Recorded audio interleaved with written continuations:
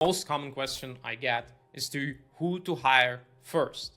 So they ask me like, hey, should I hire an operations manager? And what it is, like, what is this person accountable for? A brand manager? You hear all of these terms like, who should I hire?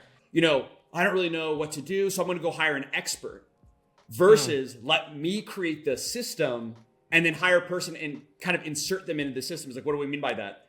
Once you find the right person, you will always wish you've done it sooner. So you've probably realized the importance of hiring, not just to scale your business, but to free up your precious and limited time. And you're naturally wondering, just like so many of us, who do we hire? Where do we hire from? How do we go about this process? And join with me today, I have my good friend and scaling and outsourcing expert, Michal, who actually used the exact knowledge and strategies that we're about to share in this video to scale an 8-figure e-commerce business. So even though I know both of us look a bit young, Michal is one of the top people in the space, just a wealth of knowledge, and I'm gonna do my best to extract a lot of these gold nuggets when it comes to the hiring process. So yeah, make sure you get your notebook and pen out, and we'll go ahead and get to it. So Michal, thanks so much for coming on. Thank you for the introduction. I'm happy to be here. Absolutely. So yeah, first things first, what should we hire first for, or who should we hire? How do we start this hiring process? So I will show you a little roadmap and our approach we used in our business. So before we start hiring, I would like to take a step back and basically identify the fact that it can be quite intimidating to take the leap and really trust someone to hand over your business, basically your baby, right? Because I understand that if you are running your business alone as a solo entrepreneur and you've never hired anyone before, this will be probably the biggest challenge to actually establish the trust. And even if you are an experienced manager and you hired before, I believe that I can share some valuable tips that can improve the way you hire and increase the likelihood that you will actually find a good candidate as quickly as possible. So when we get to hiring, I have some bad news first. It requires a completely different skill set than Amazon. If you know how to run your Amazon business, great. But this time, when you are getting ready to hire, it requires a completely different skill set, and it is the only way to scale past a certain point. I know many entrepreneurs that manage to scale to 7 figures on their own, which is amazing that the Amazon FBA business model allows us to do that, yet they still need to hire to scale past that certain point. But the good news is that in this case, you don't really have to reinvent the wheel. You can basically replicate what works for others, right? Because with products on Amazon, for example, you have to innovate to stand out. But here, you can 100% replicate what worked for others. And since most Amazon businesses are very similar in its core, it is then easy to find something that works for someone else and take it and make it your own. So before we start hiring, the first step really is to get ready. And the first step here is to define the objective. Why are we hiring in the first place? And how I defined the objective in our business before we started hiring for us was to gain leverage, to free up our time and mental capacity so we can then focus on higher value activities, right? And in order to gain leverage, we need a team, ideally an efficient team, so we do not need many people to do the work, and we need them to take ownership, to be accountable for the processes we want to delegate. And for me, this is basically a definition of entrepreneurship: to buy back our time so we can build more leverage and focus on higher level activities. Do it once, then repeat the process, and basically increase the value of our work and develop expertise in something specific rather than being spread too thin and focus on so many different things, wearing all the hats ourselves. Step 2 would be mindset shift.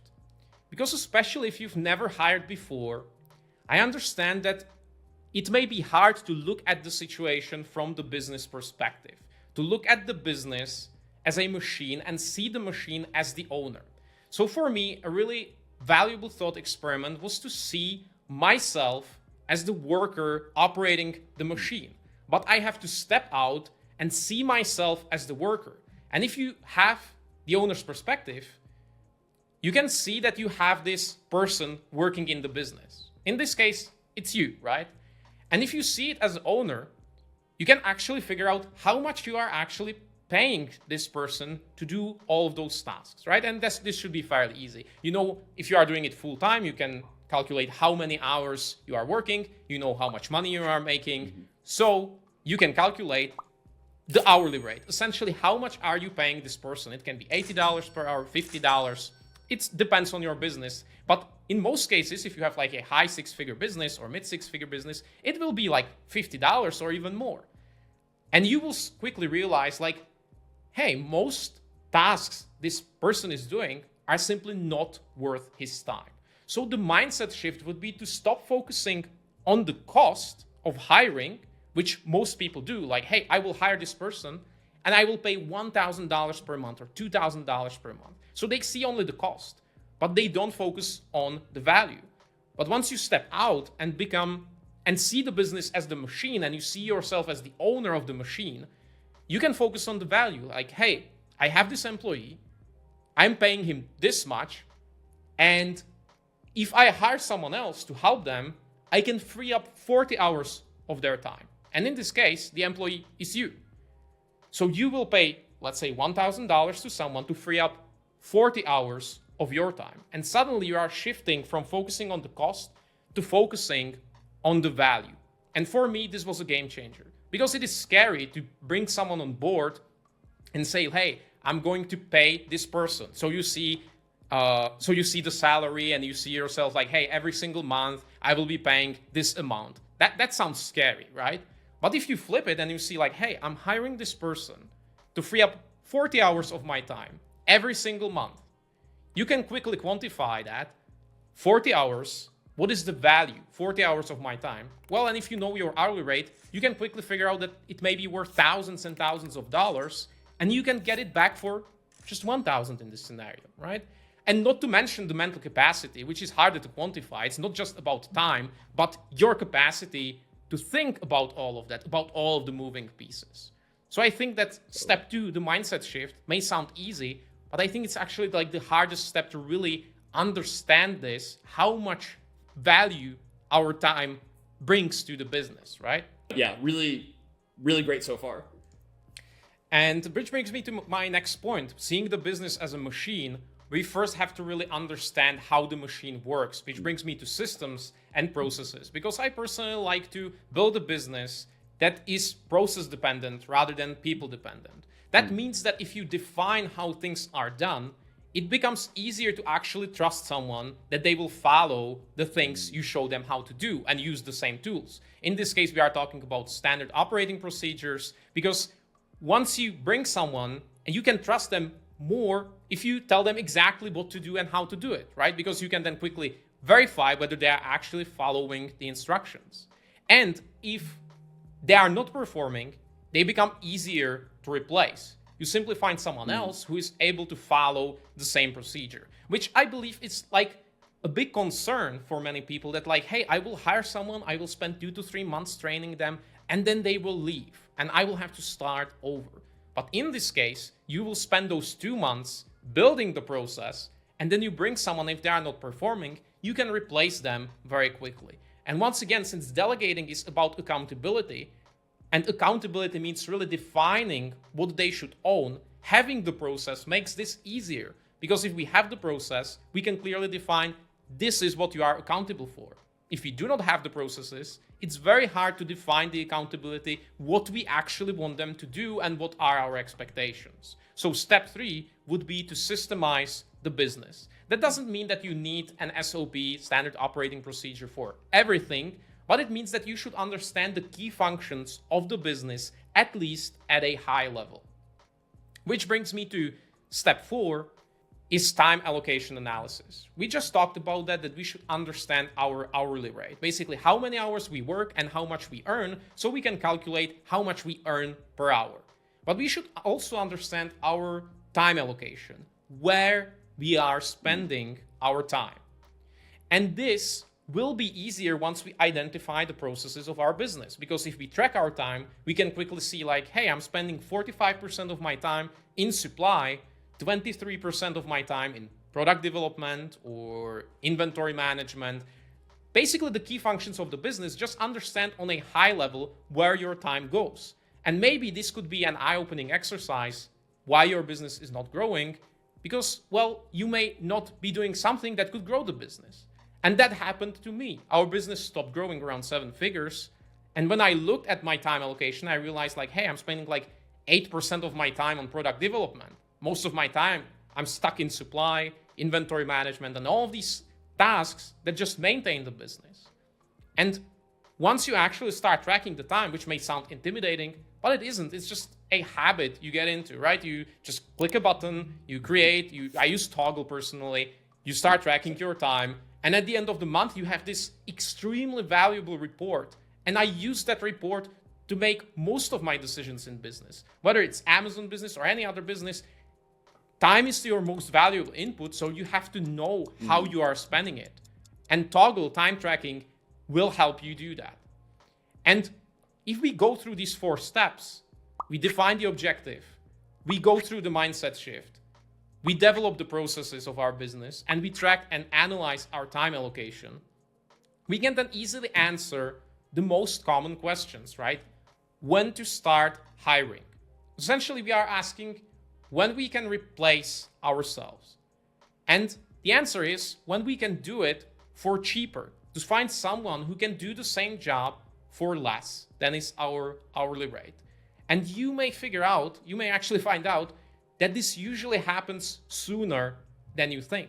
Because most of these tasks, whether we talk about supply or PPC management, really can be delegated for $10 per hour, $15 per hour. And you will likely find out that your hourly rate is way higher than that. And I can, as you mentioned this before, I highly recommend you to go through this exercise in your personal life as well. Maybe you are doing things that you can just outsource to someone else, whether it's cleaning or cooking or whatever it is. You may figure out that you can buy back your time and have the value left, which means that you can invest the time into something else, whether it's your business or your personal time, to actually enjoy that time as much as you can. And so if you go through this exercise, you will likely find out that you are ready to start hiring. Maybe it is still intimidating, right? But keep in mind that once you make a good hire, once you find the right person, you will always wish you've done it sooner. Like every time we hired someone that was a good fit for our business, I was like, where was this person? Why we haven't hired him like a year ago? And that's, totally. I think that most people have this experience. And I see that you probably have this one as well, right? Yeah. Yeah, and one thing that everything you said I love, and I love your approach of like very formulaic kind of step by step, which is something I personally prefer to do as well. But yeah, number one, kind of tracking your time. I also use Toggle. We actually just posted a video here on the channel about Toggle time tracking as well, which I'll go ahead and link in the description below, and I'll include Michal's YouTube channel, which has a lot of other great topics kind of outside of hiring. And one thing you mentioned I really liked, this was also from, I think, a big misconception a lot of people have when hiring is exactly that of, I don't really know what to do, so I'm going to go hire an expert versus let me create the system and then hire a person and kind of insert them into the system. It's like, what do we mean by that? For me, kind of what that looks like, and I know it looks different for every business owner, or somewhat different, is like, let's say like Amazon advertising management. It's like, or at least like 80% of it. Maybe I can't, like I still want to be hands-on on some of the higher level aspects of strategy when it comes to Amazon advertising, which is very important to Amazon sellers if you're not an Amazon seller. But let's say I can delegate 80% of it. Like the bulk operations of if a keyword is, unprofitable, do this. If it's profitable, do this at XYZ. So what we do is like create a Google Doc of like, okay, step 1, log into Amazon Seller Central. Here's the link. Here's a screenshot. Step 2, blah, blah, blah, do this. And just written out. And obviously systems can change. So if that changes in the future, the screenshot, later we might hire that person and have them get our approval or get a manager's approval, then have an update. But have it literally just like you as the business owner, like, and I know, and you have better insight on this. Maybe it's not in every case, but in general, you're already doing it. It's just not written down on paper. So go ahead and like systematize it, make sure it's nailed out pretty well. Do it so you know exactly, okay, here's the step-by-step process that I can literally hand to anybody, a high school student, a college student, anybody. I can hire with some level of competency and they can do it because it's all here. to where this is what Alex Hormozi said, who I love. If you don't follow him, great, amazing guy. But by having a process, meaning in our case, a Google Doc of just, a step-by-step process, you can hire cheaper than getting an expert. So instead of getting an advertising expert that's going to be significantly more expensive, and they have the power there, you have the system which gives you the power. You can hire a lot more different types of people, at a lower rate because you're training them versus relying on the expert. You come into our business and make magic happen. Oh, and then they don't. And then you find the next agency and then they don't. And then you find the third agency, which I know many business owners have experienced, but that was kind of adding on to one of your points or expanding what we kind of went through. I love that. And that was a big thing for me when I started that. It totally clicked. I forget where I first learned that, but I'm like, yeah, the process, then hire for the process. And it's perfect. Oh yeah. And then, exactly. You know exactly how many hours it takes. Imagine hiring an expert. They're like, oh, this is going to cost this much. It's like, wait, but isn't that only going to take you like 4 hours a week? And you're charging me like this? Yeah. Well, no, for us, we actually spend 10 hours where you're like, well, no, it could be done in 4 hours. I do it in 4 hours and I'm not an expert. No, let me go get somebody else. So anyway, just kind of adding on to what you said, which by the way, I absolutely love. But that's just a couple other points I wanted to make. This really brings me to this second question, which I believe is really the most common question I get, is to who to hire first. So they ask me like, hey, should I hire an operations manager? And what it is, like, what is this person accountable for? A brand manager? You hear all of these terms like, who should I hire? But for me, the easiest answer to this question, it really depends on the process you wish to delegate. Once you identify the process you wish to delegate, you can then use it to define the role you wish to hire. And it doesn't matter that much how you call that role, whether it's supply manager or something else, right? So in this case, identify the process you wish to delegate. And once again, in order to do that, we have to use our time allocation analysis. As I said, I was spending over 50% of my time in supply and inventory management. So I identified that in order to free up that time, I could pay someone significantly less, that was my hourly rate, and free up all of that time to ideally invest that time into product development, for example. So for me, hiring that meant choosing the next role to hire was a supply manager. But once again, I cannot tell you exactly what it is because it depends on your business. I can tell you that in most cases, it will be supply, since it is fairly easy to delegate because you are already following the process. So you likely have some checklists, you know how you do things. So you can then find, okay, this person will be accountable for these routines and these tasks that I already have structured in a form of SOP or a checklist. But usually the initial tasks to delegate should be something that maintains the business, so it doesn't really require much creativity. It's like a defined routines, for example, supply. It requires a lot of time, a lot of effort, which is usually monitoring tasks you have to do on a regular basis, which basically just takes up your time and doesn't require anything else than doing the work, and has lower impact on your business. So a good example would be to gather data, right? Monitoring competitors, monitoring trends in the marketplace and stuff like that. So if you have these processes, you can delegate it fairly easily. But once again, there is no right answer where I could just tell you like, hey, hire this person. It depends on your business. And the best way to make this decision is to look, where are you currently spending your time, and understand how much it costs to buy that time back. Gotcha. So, and I know you mentioned this, which is a great kind of eye-opener in the last video that we had here on the channel, where we kind of mentioned, because there's a lot of ways to slice and dice data, and kind of looking at your time, like, okay, there's, maintenance activities and then growth activities. And you're kind of mentioning, is like, okay, so me as the business owner, I'm, spending all this time just maintaining, like keeping things together, keeping things running. So I want to grow. Well, I should be working on growth, but I can't because I'm spending too much time maintaining. So in your case, it sounds like what you're saying is kind of look at those areas where you're spending a ton of time on maintenance. Maybe that's an area where you should be hiring first. Like you're spending a ton of time in the like when you have growth and maintenance, I'm spending 80% of my time in the maintenance phase, 20% on growth. Within that, is it just one? Is there a couple? Like what is the biggest in that kind of maintenance chunk? Let's say it's like dealing with like suppliers, inventory, making sure you don't stock out, all of that.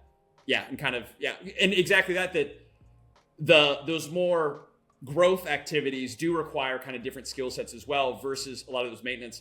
Yeah, that was our first hire as well. It was actually it was a general VA that was able to do a ton of different, cumulatively, it was like the greatest, but it was like a ton of different things. I think we originally hired her. She's amazing. $5 an hour. Because we had multiple businesses, Amazon and YouTube and like all this stuff, but it was all the same type of mental effort. So which a lot of people would say, oh, that's not, because I think about things logically. I'm not like, oh, let me just do this. It was like, this would be actually super simple for someone to do. It was a lot of the similar type of tasks, just in different areas. And for us, that was just our first, not necessarily the right answer either, but that was our first, and we still don't regret it. I think going back, I would do the exact same thing. And just give her like more hours is what I would do differently. Just there was things at the time I didn't realize, like even at the time, like thinking about cooking or, well, I don't have to mow the lawn because I don't have a house, but that I didn't think of that I do now. But yeah, there's something that you mentioned before that I really liked about maintenance versus growth and kind of getting into that quadrant. Yes.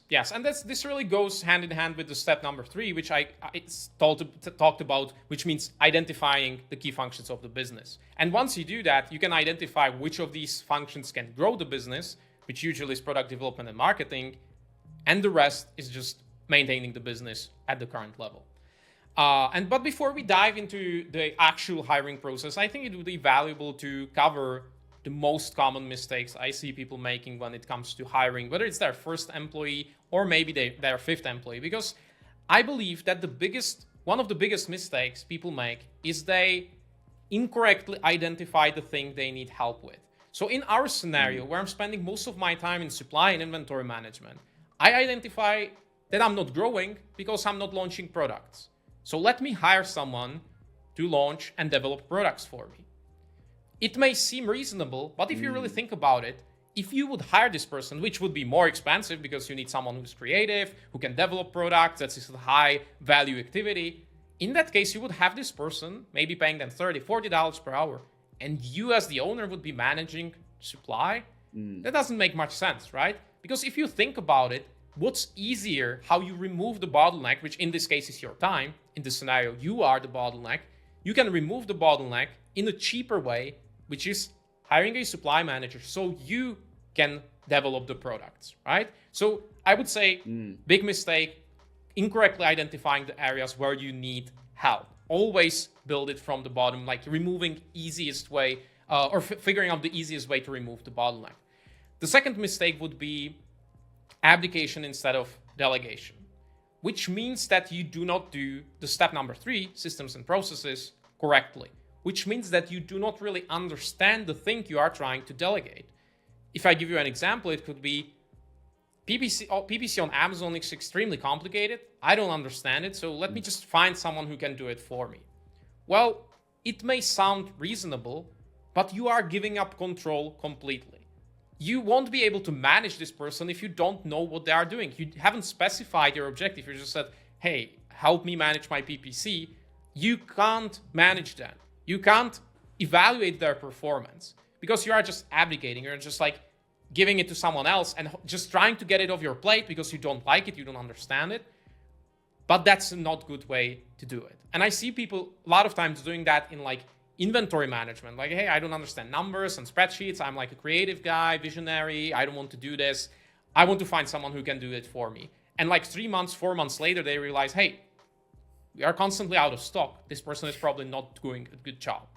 But I didn't know that because I don't understand what they are doing, right? So that's a common mistake I see again and again.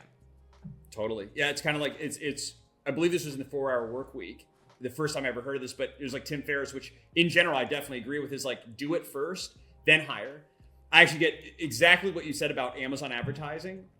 That's like probably the question I get the most, where it's like, hey, like I tried doing it, but it doesn't. It's like, what system are you using? Oh, I don't really know what I'm doing. I watched a couple of YouTube videos. It's like, yeah. Or I know this was also a tip, and I want to quote him correctly. It was from Tomer Rabinovic. I believe what he did with one of his brands, or maybe all of his Amazon brands, is he hired someone kind of lower level that had, and I don't know how he exactly gauged this or hired for this, but hired someone with an aptitude for learning, just is very good at learning, and was like, all right, you're gonna learn Amazon advertising and teach it to me.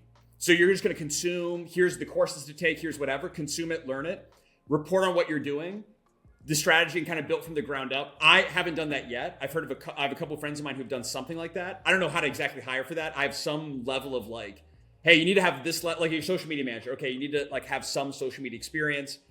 I don't know. For other tasks, like you can be a general VA. Like you just worked as a virtual assistant, for example, for like 2 years. You've done a good job. I can tell in the onboarding, like you seem like a good candidate. But that's just one. And actually, I'm curious to you, like, is that something you have done a lot of, or maybe just very specific circumstances of hiring someone just kind of in general and building them up from the ground? Or do you tend to hire, and maybe I'm getting ahead of myself, but do you tend to hire someone with a bit more experience in that specific kind of task? Mm-hmm. Yeah, so I think it's valuable definitely to have like a general VA, to have an assistant. But the problem, what usually happens in this situation is that they do not have a predefined accountability. That usually if you have a general VA, they work when you assign a task, right? You tell them, hey, I need help with this research or whatever. But if you don't assign tasks and you don't make decisions, they usually do not have that much work.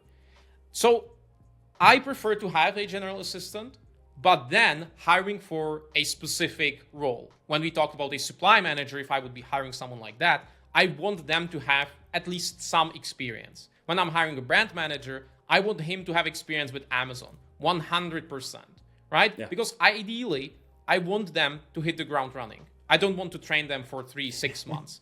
Or right? A year or 2 years. Yeah. Exactly.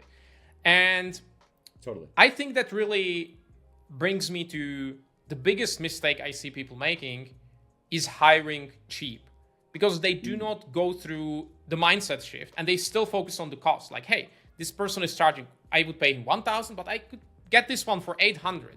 That's the value right there. I'm getting extra $200 if I hire cheaper. But it's usually not the case. What usually happens is that, first of all, since they are not as experienced, they take more time to do the tasks. So you maybe end up paying more to the cheap labor because they take more time to actually do the tasks. What and also happens, yes, what also happens very often is that they have multiple jobs. Because if they are working for like $3 or $4 per hour, they likely have multiple jobs. So they are not as invested in your business. So for me, hiring cheap is really the biggest risk here, because if you understand competence levels, usually hiring cheap means hiring a follower, someone who just like does what you tell them to do and nothing extra. They are not resourceful, right? They don't really think about it. You just give them a task. They do exactly what you tell them to do, and that's it. They do not have some contextual experience or knowledge. They just do what you tell them to do. And it may sound reasonable. Hey, I have a small business. I want to hire as cheap as possible. But you simply get what you pay for. And as I said, keep in mind that paying extra per hour does not necessarily mean that you will pay extra in total, because the cheaper labor is usually more inclined to make a mistake that you have to go back and fix that, and you and definitely you won't be as confident in their work, so you will spend more time actually micromanaging them to see what they are doing. But if you hire someone who is on a higher level, let's say someone who has the experience, it will be easier to build the trust, so you don't spend time worrying or micromanaging, and they will usually finish the task sooner. I'm not saying this is like a hard rule to follow that I can give you, like you have to hire above this. Nah, that's not the case. This is my personal experience, and I see a lot of people think that way, like, how cheaply can I get this? Can I find this person? Like, supply manager, how cheap can I get a supply manager? Like, can I get it for $5, maybe $3? Like, that's not, that once again, if you didn't go through the mindset shift, you will ask questions like that. But if you do it the right way, you will always focus on the value that you will get from the money you pay. Yeah, sort of like long-term, full picture. And that's exactly what you said as well, that I'll add exactly the same experience. We've never tried, obviously there's been, and I'm sure you'll touch on this, but you hire people, some will be better than others, even going through the whole process. But the whole process that you go through, having a good process in place for hiring, obviously we're talking about process to hire for, but then also having a process for hiring people for a process, but having that tightly knit just reduces. It's not like, oh, this will eliminate all your problems. It'll reduce dramatically. And that we've seen the exact same thing where, especially if because I know it's kind of like a hot topic when it comes to hiring. And I'm sure if you're watching this, you've likely heard of like hiring from other countries where, let's say, the US dollar or the euro is a bit stronger. So like the Philippines, maybe even parts of East Europe or Africa or, wherever that might be. And I've always thought that. So my wife and I, we travel, Airbnb to Airbnb. We're in South Africa right now. Every time we're in this quote unquote developing country, we always tend to pay more for the Airbnb, right? Because we want the least problems issue, the best Wi-Fi and everything. And the reason I'm saying that is because not that like human beings are the same as an Airbnb. Like everyone is like extremely special and creating the image of God. But when it comes to talent, let's say, especially if I'm going to hire in one of these, let's say, developing countries where my dollar is stronger, I'm hiring at the top of the pool. Like I'm not going to, I'm already kind of getting a discount for this labor. They do the same quality work, if not better in my view, than a lot of, let's say, there's a lot of Americans I would never hire, ever. Lazy, hey, I don't know. And I'm an American. But yeah, I'll go off on a tangent here. But yeah, it's sort of like, how cheap can I get this? It's like, oh, how many problems do you want? You want more problems? So you want to spend more time training? You want more to wake up to more issues, more fires to put out, why is this here? Why'd you post like this? Let's say a social media manager. Why'd you post this thing about like anti, whatever. It's like that. Why'd you post this? Or 90%. We actually, when we first hired our first social media manager, she made a post for 90% off one of our products. And I'm like, what is this? And obviously it was a whole learning process, but that came from realizing, okay, kind of hiring in that higher end. And then of course, each kind of category, like a general VA, let's say $5 or $6 an hour, like we can get started for a good general VA. And then let's say like for a video editor, that's like 10. And then for social media manager on the higher end, it's 14. Like every sort of category is going to have those different, same thing with like, oh, I'm in IT versus, I'm a plumber and I'm a school teacher, whatever. Like that talent does kind of command different market prices. But yeah, overall, it's something we've definitely noticed as well, is paying at the higher end. Like we make way more money paying more money for at least in the virtual assistant category, like way more in the total scheme of things. Like I can't even stress that enough. That is like my biggest learning. Yeah, it's the cheaper tend to be like, yeah, they don't catch as many things. Oh, and then that's what I was gonna say, higher turnover. If you, let's say this, so you hire some different virtual assistants, I'm just kind of focusing on that. They work for you and you pay them more than anybody else. We always try to do that. I always want to make sure we have amazing talent and we pay them the most. And we treat them the best. We always try to be lenient with them, but still have like our things in place. I want to be, good to work with them. I don't spring things up on them last minute. Like, hey, their father-in-law just passed away. Yeah, we're definitely going to be reasonable with them. So on those two fronts, on a personal level and also on a payment level, make sure they enjoy their work. If I'm that client of theirs, or if they have multiple and I'm that, how are they going to prioritize their work? You know what I mean? And how much effort are they going to put toward me versus others? And let's say that our business grows and there's more opportunity for them. If it's, hey, quit your other client, come work with us, in my view, much more likely to do that as well. So that's just another, a little bit longer of a rant or tangent, but something I wanted to add in there that we found. That is a really good point, because I think that if they have multiple jobs, as I said, they won't be as invested in your business. So the first thing I would do is to offer them a bit more to come work full-time for your business. Yeah. And then we could potentially talk about like management, how to actually align the incentives so they stay on board for the long run, ideally as long as possible, because replacing someone, even if you have the systems, is always kind of a headache, right? You will have to spend the time to find and train someone else. So ideally, if you have a good employee, you want them to stay on board. So as a side note, for example, we had our employees staying for us 2, 3, 4 years. We actually never had an employee to leave our business because, as you said, we always try to treat them well, pay a bit extra, pay bonuses for performance and all of that stuff. So I think that's very important. Once you find the talent, take care of them, because they are always worth more than they are paying them if they are doing a good job. And now I believe we can talk about the actual hiring process. I believe like when we prepared, we got ready, we identified who we want to hire. In this scenario, we can talk about hiring a supply manager, right? So the first step I would do before we start hiring again, define the success, what success looks like, and what failure looks like. before we even like post a job ad or anything like it, really define what we are actually trying to get out of this and be as specific as possible. This will be useful for us as the owner who's hiring, so we can then evaluate whether we achieved that. Once again, defining the objective. I always like to do that. And we can also use it to communicate our expectations. Like, hey, you have 2 months, let's say, to get to that point. These are my expectations, what success and failure look like. And in this case, I would say that the success would look like that, of course, inventory management, supply chain is taken care of. We are proactively moving through all of the steps in our supply chain, maintaining good relationship with our forwarder suppliers, all that stuff. And the manager doesn't have to step in. The manager is constantly like being updated. All of our tools, spreadsheets are updated. And you can specify whatever you want. But usually I wrote down like 3-4 paragraphs what the success looks like. And then also what the failure looks like. Like, hey, issues. We run out of stock constantly. Like we are running out of stock on a regular basis. Or the manager has to reply to every single day to recurring questions that has been answered before. And really define that. This will make the job easier, once again, to evaluate their performance and also to communicate our expectations.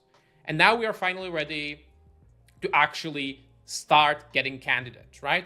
We will use hiring funnel. I believe that hiring funnel is the best way to hire because it allows us to get as many candidates as possible and filter them out quickly so we increase our chances that we will find the right candidate. Because I would say that hiring is similar to product development. You always do the best you can, but there is no formula that would have 100% success rate. The thing we are doing, we are trying to increase our chances to score, right? That we will find the right person. So the more shots we take, in this case, the more candidates we get into the funnel, the higher the chance that we will actually find a good one. So at the top of the funnel, we have the job ad. This is where we try to sell the opportunity. And really, I believe that a lot of people make this mistake that they think that the job ad is just telling people about this job. But actually think about it as your listing selling your product. You are trying to sell the opportunity, get people excited. So follow the same process you do, let's say, optimizing your listing. Like, think about it as creating a sales page. You are essentially selling the opportunity because you want to attract the right candidate and discourage everyone else. And once you have the job ad, you want to advertise it. And we will then talk about where to post the job ad to get the candidates in. Once you start getting the candidates, if you do a right job, you may have dozens of candidates, maybe even hundreds in some cases. That would be very hard to go through hundreds of interviews, right? So the second step is a questionnaire that allows us to filter people in bulk. And in this case, we want to ask questions about the process they will be accountable for, right? So let's say if we are hiring a supply manager, we can ask questions like, what are the inputs we should consider when doing an inventory forecast? So they should tell us we should consider lead times, we should consider our sales volume and all of that stuff, right? You probably know the answer, but the thing is that they should know the answer. And you have 10 questions, maybe 12, and also ask them in the questionnaire about their expectations, what they want to get out of this. Are they interested in full-time? What is the pay rate they want? And then when filtering the questionnaire, there's a little tip for you. So you don't have to review 10 answers for every single candidate. Select one question that is extremely important and use it as the filter. They do not know which question it is. Only you know that. And when filtering, just focus on that one question, and the ones that do not get it right, remove them immediately. Do not look at the rest of their application. And then review the rest of the applications of those that actually answered this one question correctly. So if I give you an example, when we were hiring our brand manager, we had over 80 candidates. We had 12 questions. And when we used this one question, which was the filter, once again, they didn't know which question it was. We narrowed it down to like 21, 22 candidates, which made it so much easier to then filter the rest of the questionnaires and the applications. Once we do that, let's say we narrowed it down from 80 people to 25. Now it's time to send them a test. We actually want to see them in action, right? Well, because the questionnaire... About kind of what you said, just to kind of clarify, could you give an example of what kind of one of those attention check questions would be like? Because you said you have 12 questions, and there's one of those kind of like for lack of a better word, like a trick question to make sure people are actually paying attention and not just wasting your time and like putting in BS answers. Like, do you have one that like maybe a favorite that you use, or is that like a secret that you don't want people to? Yeah, so for example, for a brand manager, I would say a good question is so they write down all of the costs we have to account for to correctly calculate our margins, for example. So they really have to write out everything they can think of. And as you know, like there can be like a lot of different costs. So some people say just like cost of goods and shipping, maybe FBA fees, and that's it. But someone really writes down like storage fees, 3PL costs, shipping from 3PL to Amazon, FBA costs, referral fees, and they will write down 25 different costs to consider, so you can see like who actually took the effort. So you take one of those more effort required questions and then specifically filter for that. Like because you could even do like, let's say, because you could just do it kind of manually. It's like, let me give an average answer. Okay, how many characters long was this answer? Okay, it was 500 characters long or 250 characters. Great. Yeah. Automatically anything 25% below the median, like filter those out or whatever it might be. Yeah. Okay. While some of the questions can be like ABC, you give them the options, but the filter question should be like more open-ended and ideally something that they cannot easily Google. Because if it's like they can Google it, copy and paste, and like everyone gives the same answer, you didn't do a good job in that case, right? But that's great. If do you use? And sorry, I'm not like cutting off a bunch here, but do you use like something like Google Forms for this, or how do you go about? You can use Google Forms or Typeform. Typeform allows you to go like a really nice forms. Yeah. Typeform is like I used to do market research like before I got into Amazon and everything, and Typeform was like we analyzed like. Anyway, I'm not going to go down that whole rabbit hole, but yeah, Typeform's a great survey software, distribution software. But okay, that's actually super interesting. Yeah, because what we usually did is just like send us your resume, like that's it. Like just send us your portfolio and like have a little one of those questions that was like, if you're paying attention, say the word blueberry, and if they didn't say blueberry, like we filtered that out as well. But that was super interesting what you just said of like you have the list of questions, take the like highest effort required question. And really look at that, like, okay, all of those that are like below this character limit or this short, we know that they didn't pay attention. So, or they're not putting in full effort. And because we don't want, you don't even want to hire the second best, right? Like you want to hire the best. So like they're even like the 10th best or the 20th best. It's like completely irrelevant. We only want one. So, okay, that's super interesting. Exactly. I love that. Exactly. And then once we have the questionnaire, if it's like a higher level position, like the brand manager, and we really want to see them in action, we usually send a test task. For example, what we did for a supply manager, this is actually a really nice task to see all of their skill sets that they will need for the job of a supply manager in action, was to send them, write it down in one paragraph. Like, hey, we are sending product A with these product dimensions, master carton dimensions, this is the weight. And it was like a kind of a chaotic, but it was on purpose. Because as you know, if you are communicating with your suppliers, let's say in China, sometimes the information is not very well organized. So you want to see how they manage to work with that. And they maybe can be like, okay, 3 products, and you just write it down in one paragraph, and now tell them like, hey, create an overview in a spreadsheet and show me a shipping plan and what would be the ideal way to ship this. Let's say you are ordering like a 20-foot container or less than a container. What would you do?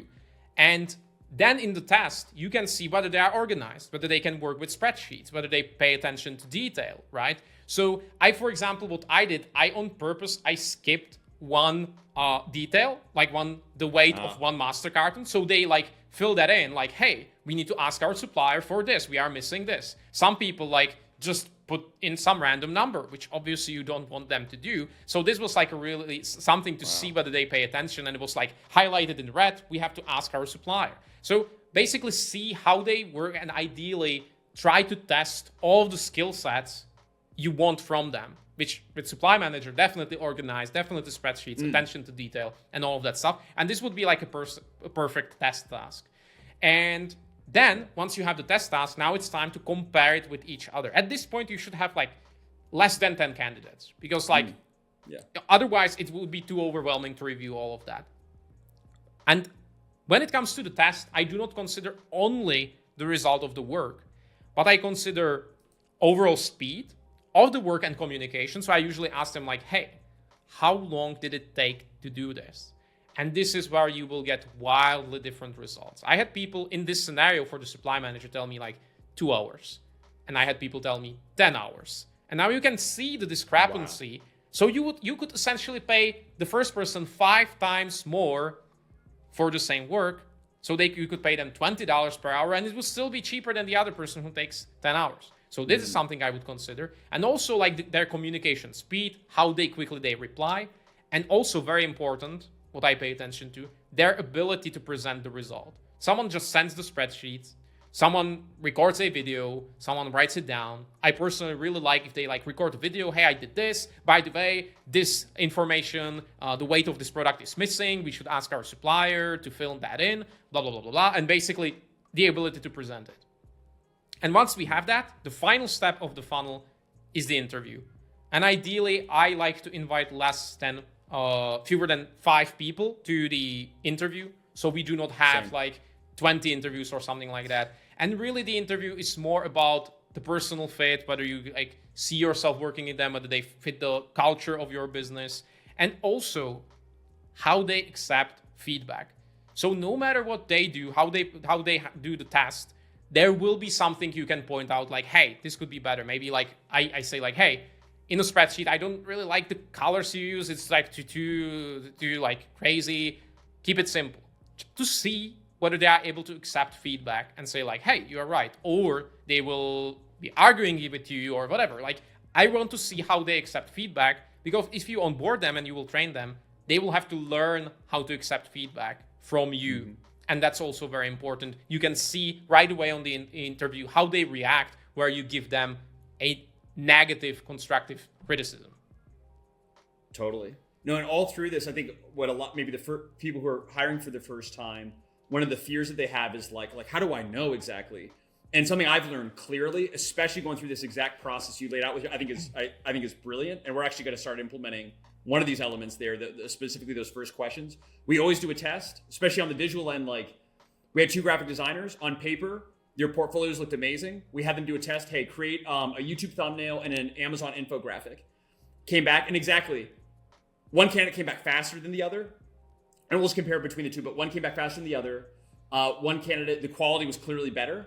And yeah, the way that they communicated was just overall more friendly. The other one was more. So it was like in every element, it was like you kind of have those different elements you're looking at. But I think through, especially by the end of this process, like up to until onboarding, you'll have like a gut feeling if you are the one actually going through this of, oh yeah, like you'll get a, for me at least, and I've heard this from other people hiring as well. I don't know about this one, but I mean, on paper, they look good. It's like, no, like you'll get this gut of like, nah, something's off here. Like the way that they're communicating, or I don't know what it is, because technically it seems okay. And how do you like to do the interviews? Because I know obviously you can hire from different cultures, and some cultures are a bit more camera shy than others. I know some managers will actually conduct a Slack interview via text, to where they can have that text and use AI to like analyze it. But do you prefer then like a video interview, like when you get to that stage of like interviewing and onboarding?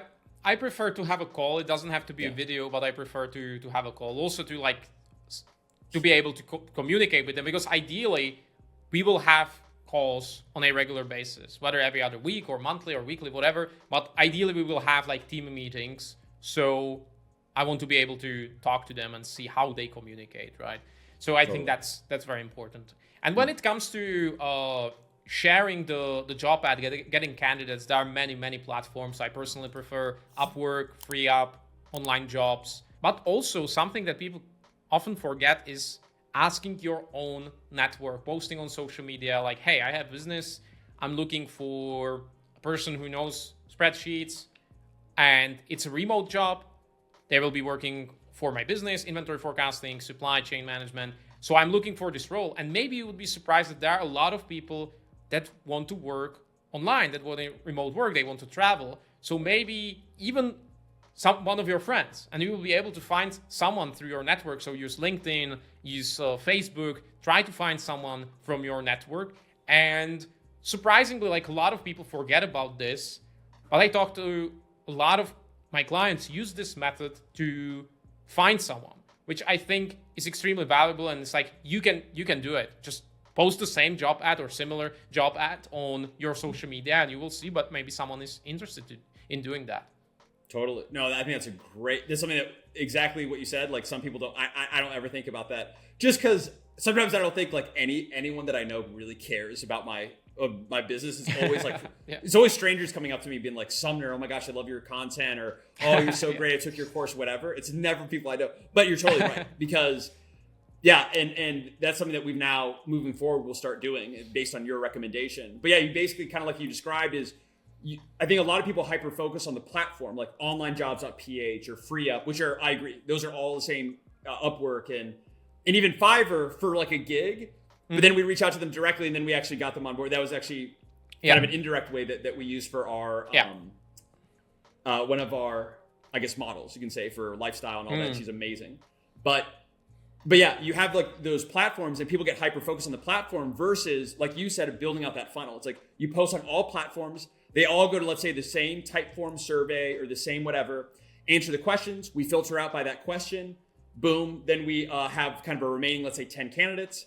From those 10, let's just say, just overall, give them each a test. From there, there's clearly 5 or maybe even less that really stood out from that test. We're just like fast, great in communication, didn't miss anything. Then we bring to kind of onboard. But yeah, having like a lot. So exactly what you said, having like this big bucket you pour into the funnel versus having like a little stream, because then the end result isn't going to be.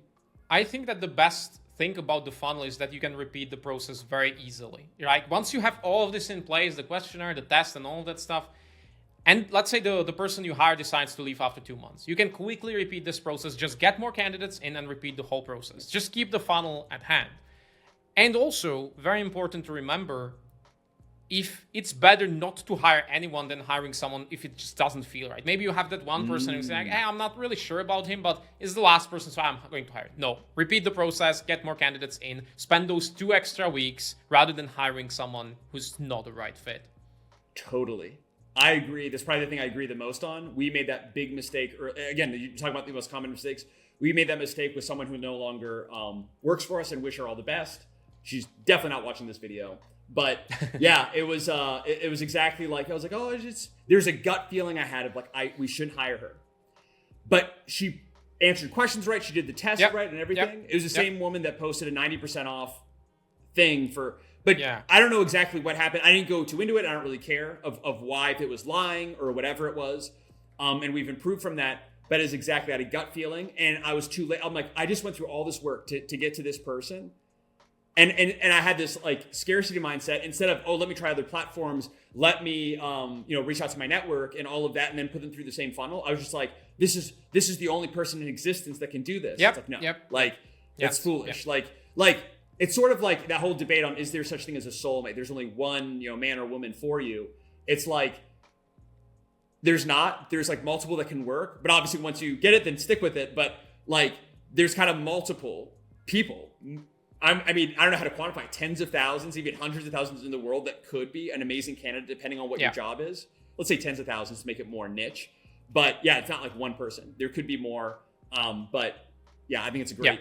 Anyway, I agree with that like wholeheartedly. Yeah, so I believe we covered pretty much the whole process, and maybe we missed something. In that case, leave a comment. I will be in the comments replying to every question. And awesome. Basically, as you probably noticed, like hiring is a part of the formula, right? Because like once you hire them, you actually have to learn how to train them effectively. We talked about it briefly. Learn how to manage them, to align the incentives, to define KPIs, and what tools to use to manage the team. And of course, once you have the team, we actually want to have like a proper strategy for your business. Or maybe you don't really know how to streamline the business, how to create the systems and processes. And that's what I talk about on my channel, right? Even though it's like a bit of a advanced, these topics are a bit more advanced, right? So it's not exactly for beginners. But I think that this is something, once you get to a certain point, that becomes more and more valuable, to understand how to build systems, how to have the right mindset, really see the business as the owner, learn how to build a team, how to manage the team, and then how to define a strategy so you don't get spread too thin and you allocate your resources efficiently. So I think that's very, very important as well. And I try to cover all of that on my channel. Yeah, well, I can personally attest. I have gone through, I'd say probably most of your videos, Michal, and it's like a topic. It's not a sexy topic, right? Like product research or product launch or whatever, but it is so important. And it's like the way I view the systems and processes and delegating and automating this kind of whole, I don't know exactly, like kind of operations Yes. is like freedom. I mean, this is how you're going to get your freedom to where, number one, financial freedom by being able to scale your business, but being also able to free up your time to where you're ultimately in the end, even though it's going to take work, you will make mistakes, all of that, to where you have your precious time that you have the freedom to choose what to do with it.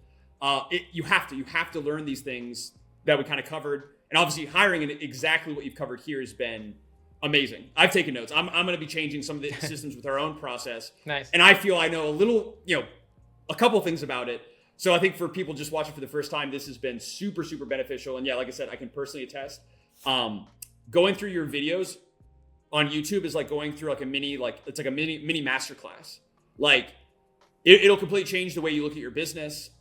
So I would encourage, we'll be linking Michal's YouTube channel in the description, as well as some of his other links. And you're also working on something really cool recently that is now launched called Scaleport that I think some people would find really valuable. If you wouldn't mind maybe taking a minute to share about that. Yeah, absolutely. So basically, as I said, here you can really replicate what worked for others. And since it took me over a year in our business to develop all of this, to figure out the team structure, how to have the right mindset, how to build the systems, I took all of that and now I'm helping sellers to implement that into their businesses. So I launched Scaleport, where we help sellers to systemize their business and build a team. And it is an individual cooperation, so we do not take on board everyone. We have to work with a bit more advanced sellers that are really in need of this, that they need to streamline the operations, they need to start hiring. So usually we are working with high six-figure sellers or more. And around the average revenue of a seller we work with is around 1.4 million at the moment. And yeah, if you need my help in this transformation and basically use the same tools and the same approach we used in our business, you can find me at scaleport.io. And yeah. Yeah, no, awesome. We gotta definitely check out Michal's resources. This has been great. I hope everyone found this valuable. Again, Michal, thanks so much for coming on. We'll have all of his links in the description section. And yeah, so be sure to check those out, as well as the next video, because I'm sure we'll have Michal back on the channel, one of our favorite guests here. So Michal, thanks again so much. Thank you.